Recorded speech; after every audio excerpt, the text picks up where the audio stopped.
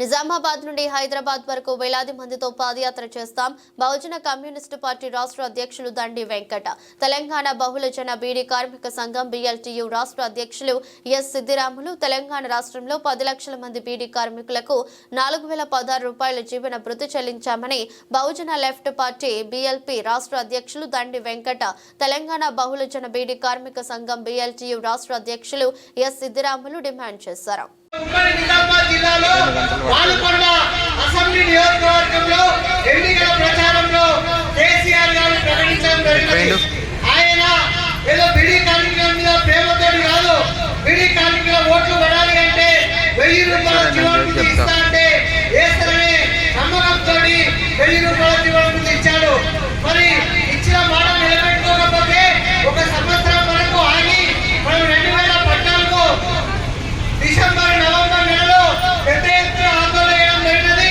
ఉమ్మడి నిజామాబాద్ జిల్లా ఇదే కలెక్టర్ కార్యాలయం ముందట వేలాది మంది బీడీ కార్మికులతో డిసెంబర్ 9వ తారీఖు నాడు 2014 డిసెంబర్ 9వ తారీఖు నాడు వేలాది మంది కార్మికులతో ఈ కలెక్టర్ కార్యాలయాన్ని ముట్టడి చేయడం జరిగినది.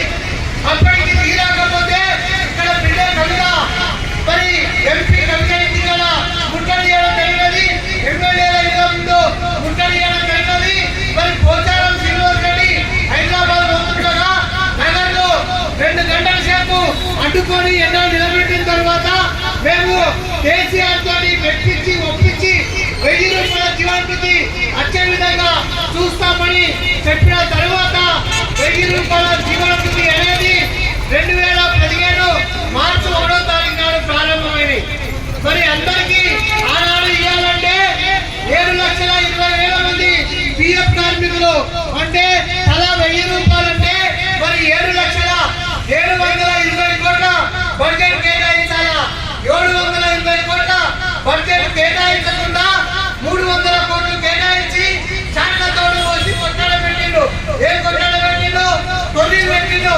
అత్తకిస్తే కోడలికియా, కోడలికిస్తే అత్తకియా, కోడలికిస్తే అత్తకియా, అత్తకిస్తే కోడలికియా, ఒక ఇంట్లో ఒకటే పింఛన్ ఇస్తాని తొలిలు పెట్టిండు. అయ్యా కేసీఆర్ గారు, మరి నీ ఇంట్లో 5 ఉద్యోగాలు ఉన్నాయి, నువ్వు ముఖ్యమంత్రి, నీ కొడుకు కేటీఆర్ మంత్రి, అల్లుడు హరీష్ రావు మంత్రి, నీ బిడ్డ ఎంపీ, మరి ఇంకో ఆయన సంతోష్ కుమార్ రాజ్యసభ సభ్యుడు. ఎలా వచ్చిందంటే మరి ఒక్కరికి 2,50,000 జీతం అంటే 12,50,000 జీతం తీసుకుంటే మరి మా బీడీ కార్మికులు ఏం పాపం చేసిండ్రు? మరి ఒక ఇంట్లో ఒకటే ఇంట్లో ఇస్తామని మళ్ళా కొట్టాడితే ఒక 100 కోట్లు రిలీజ్ చేసిండు. 100 కోట్లు రిలీజ్ చేసి ఏం చేసిండు? 2014 ఫిబ్రవరి 22వ తారీఖు కటాఫ్ డేట్ పెట్టిండు. ఆ 2014 ఫిబ్రవరి 22వ తారీఖు కటాఫ్ డేట్ మెల్లగా 2018 వరకు జరుపుకొచ్చిండు. మళ్ళా 2018లో మళ్ళా అసెంబ్లీ ఎన్నికలు వచ్చినాయి. అప్పుడు మళ్ళా బీడీ కార్మికులు గుర్తుకొచ్చారు. మళ్ళా ఇదకు మరి నేను మళ్ళా ఏదైనా హామీ ఇవ్వకపోతే ఓట్లు పడాయి. ఎందుకోసం అంటే తెలంగాణలో 10 లక్షల మంది, 10 లక్షలు ఇంకా 2 ఓట్లు, 30 లక్షల ఓట్లు అంటే 30 మంది ఎమ్మెల్యేలు గెలవాలన్నా ఓడాలన్నా బీడీ కార్మికుల ఓట్లే కీలకం. కాబట్టి మళ్ళా ఏమంటాడు? నేను ఇప్పుడు 2016 రూపాయలు ఇస్తా, ఇప్పుడు 2014 కటాఫ్ డేట్ తొలగిస్తా అని ఆనాడు కేసీఆర్ మరి హామీ ఇచ్చిండు. ఇస్తే మళ్ళా 2వసారి కూడా కేసీఆర్ ముఖ్యమంత్రి చేసినాం. మళ్ళా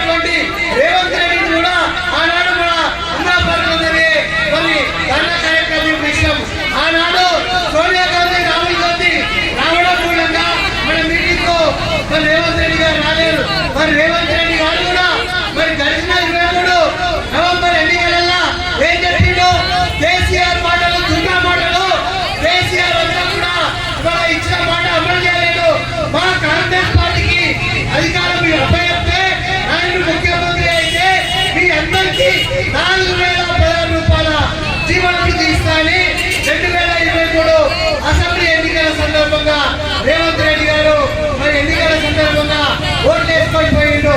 ఇంకేం చెప్పిండు? ఆడవాళ్ళు ఎవరైతే ఉన్నారో, మహిళలు ఇళ్లలో వంట చేసే వాళ్ళు ఎవరైతే ఉన్నారో వాళ్ళకు మహాలక్ష్మి పేరు మీద 2,500 పెన్షన్ ఇస్తా అని చెప్పిండు. అవునా కదా? 2,500 పెన్షన్ ఇస్తాడు. మరి ఆ మహాలక్ష్మి అందరిలోంది ఈ జీవనభృతి ఎక్కడ పోయింది?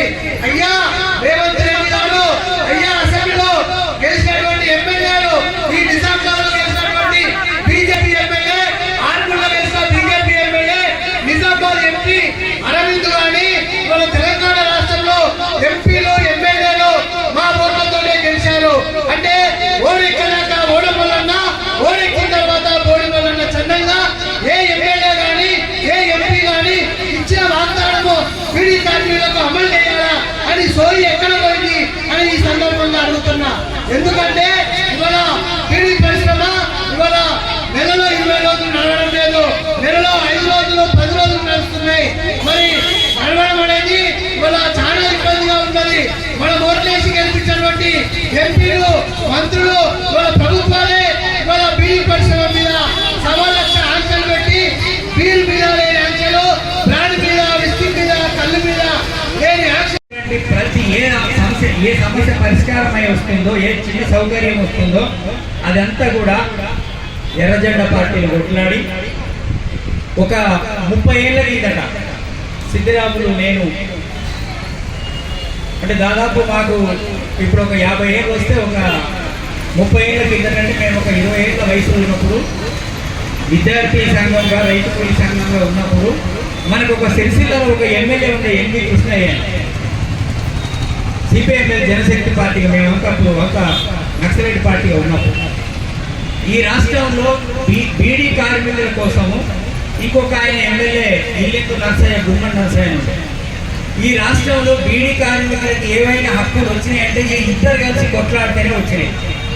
మీరు మొత్తం అసెంబ్లీ అడిగేలా నాకు మీ ఇంట్లో అందరు పిల్లలు, ఆడపిల్లలు, మగపిల్లలు ఉన్నారు. మన గూగుల్లో సెర్చ్ చేస్తే ఈ బీడీ కార్మికుల కోసం అసెంబ్లీలో 1994 లేదా 89 నుంచి బీడీ కార్మికుల గురించి మాట్లాడిన ఎమ్మెల్యే ఎవ్వరు అని మీరు సెర్చ్ చేస్తే తెలుగులో, ఇంగ్లీష్లో, హిందీలో, ఉర్దూలో, మరాఠీలో ఏ భాషలో వచ్చినా మనకు ఆ భాషలో మనకి సమాచారం ఇస్తారు.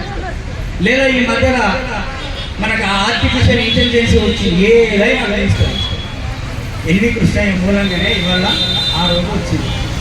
అంటే ఇవాళ మనము ఎవరికి ఇస్తున్నామంటే పెద్ద కర్ర ఇచ్చి మా ఈపులు పగలగొట్టాలని చెప్పేసి ఈ బీజేపీ, కాంగ్రెస్, బీఆర్ఎస్ లాంటి పార్టీలకి, పెట్టుబడిదారి పార్టీలకి ఈ దేశంలో విదేశీ సిగరెట్లను తీసుకొచ్చి ఈ దేశంలో వ్యాపారాలు చేసుకునేటువంటి వాళ్ళకి ఇస్తున్నాం. వీళ్ళు ఏం చేస్తారు? బాబు ఆగానే తమ్ముడు, మనం ఎక్కడైతే ఆరోగ్యం మనకి ఒక తలనొప్పి వస్తే మనం ఏం ట్యాబ్లెట్ వేసుకుంటాం?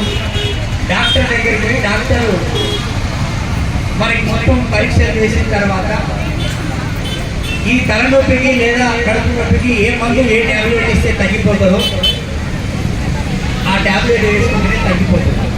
కానీ మన గురించి చట్టాలు చేసేటువంటి పార్లమెంటులో ఇక్కడ ఉన్నటువంటి నిజామాబాద్లో 10 ఏళ్ళైంది ఇప్పుడు ఆయనకు అధికారం.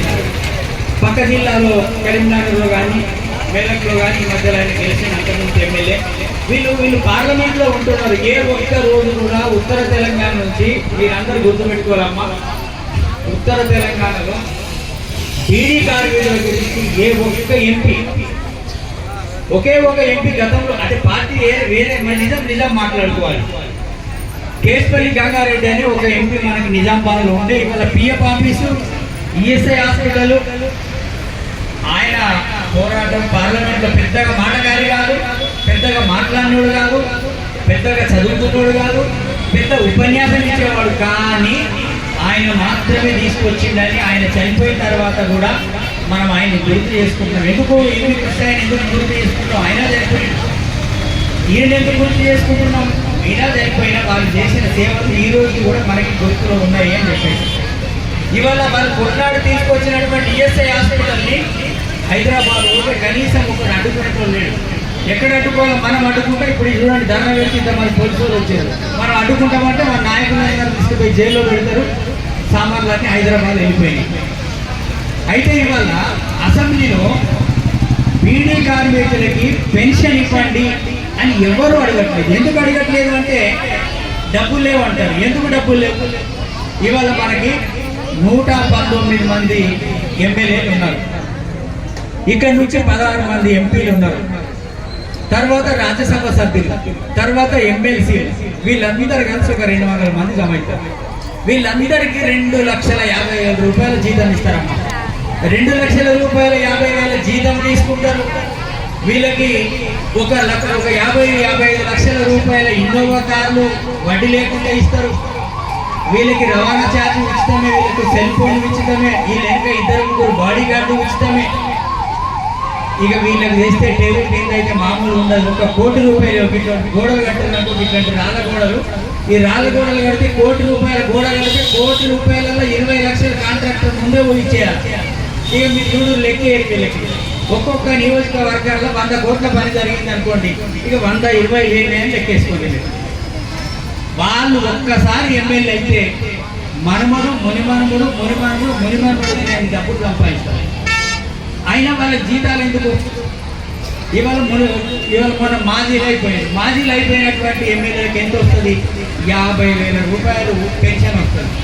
50,000 రూపాయలు పెన్షన్ వస్తుంది. ప్రతి సంవత్సరం 2,000 రూపాయలు పెరుగుతుంది వాళ్ళకి. అంటే ఇవన్నీ ఎవరి డబ్బులు? అసలు వాళ్ళు నిజంగా వాళ్ళు చేస్తే వాళ్ళు ఎలక్షన్లలో అన్ని డబ్బులు ఎందుకు ఖర్చు పెడుతున్నారు? ఓటుకు 10,000 ఎందుకు పెడుతున్నారు? ఓటుకు 5,000 ఎందుకు పెడుతున్నారు? ఓటుకు 2,000 రూపాయలు 1,000 రూపాయలు ఎందుకు పంచుతున్నారు? అంటే లాభం ఉంటేనే కదా పంచేది. మరి ఏ ఒక్క రోజన్నా బీజేపీ, కాంగ్రెస్, బీఆర్ఎస్ నాయకులు మీ ఇళ్ళ పొంది తిరిగి అమ్మ మీకు పెన్షన్ ఇప్పియాలా, మీకు ఇందిరమ్మ ఇల్లు ఇవ్వాలా, మీకు డబుల్ బెడ్రూమ్ ఇప్పియాలా, మీ పిల్లలకి పెన్షన్ ఇప్పియాలా, మీకు మరి మీ కుటుంబ పరిస్థితి ఏంటని ఏ ఒక్క రోజన్నా ఈ నాయకులు వచ్చి సర్వే చేసి ఇట్లా ధర్నాలు చేస్తారంటే చెయ్యరు. ఎందుకంటే వాళ్ళు మిమ్మల్ని ఓట్లు చూస్తారు, మీ ముఖాలన్నింటినీ చూస్తే, మీ అందరిని చూస్తే వాళ్ళకి ఎట్లా కనబడుతుందంటే ఓటు బాక్స్లో మీ ముఖాలన్నీ ఓట్లు కనబడతాయి. వాళ్ళు ఏమనుకుంటారంటే ఈ జనాలు ఏమంటారు, వీళ్ళకి ఎలక్షన్లలో ఈ డబ్బులు పడేస్తే మాకు ఓట్లు వేస్తే మేము ఓట్లు కొనుక్కోవచ్చు అన్నట్టు అదే ధీమా ఉంటుంది వాళ్ళకి. కానీ మొన్న మనం పోటీ చేశాం. సిద్ధరాముల్ని కామారెడ్డి నుంచి పోటీ చేయించాం, సబ్బన్ లత గారు నిజామాబాద్ నుంచి పోటీ చేశాం. మనకు ఓట్లు ఎన్ని పడ్డాయో మీ అందరికీ తెలుసు. నిజంగా ఎన్ని కృష్ణ లాంటి ఎమ్మెల్యే మనకి కనుక సిద్ధరాములు కామారెడ్డిలో ఎవ్వరు ఓట్లు అవసరం లేదు. 40,000 మంది బీడీ కార్మికులు ఉంటారు. ఆ బీడీ కార్మికులలో 99% మంది బీసీలే ఉంటారు. అందులో ఎక్కువ పద్మశాలీలు ఉంటారు. మరి ఎవరికి పడ్డే ఓట్లు ఎవరికి వేసారు వాళ్ళంతా?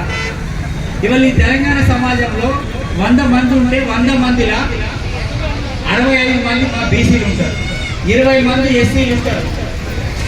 ఓసీలు అందరూ కలిసి రకరకాల ఉన్నారు, రెడ్డిలు, కమ్మలు, వేరణలు, బాపలు, గుజరాత్